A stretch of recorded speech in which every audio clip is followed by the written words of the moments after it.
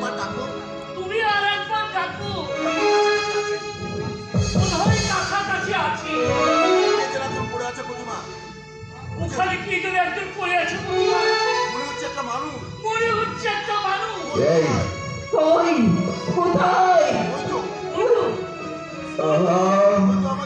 ওই তো আমাদের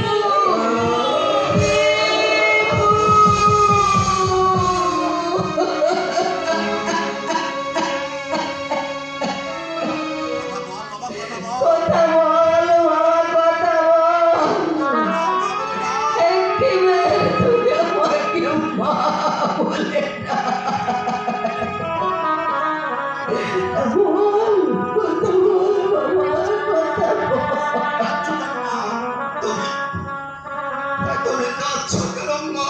দীপু, তোমার রক্ত রইল। ওকে আমি চিনি না। কল্যাণ আমার কেউ নয়, আমার ছেলে ছিল ছোট্ট। কল্যাণকে আমি চিনি না রে বাবা, ওকে আমি চিনি না। মা দাদাকে হাসপাতালে নিয়ে যেতে হবে, দেরি করে ঠিক হবে না। এসেছিস, এসেছিস কল্যাণ। নিজের হাতে তুই তোর ভাইকে খুন করলি।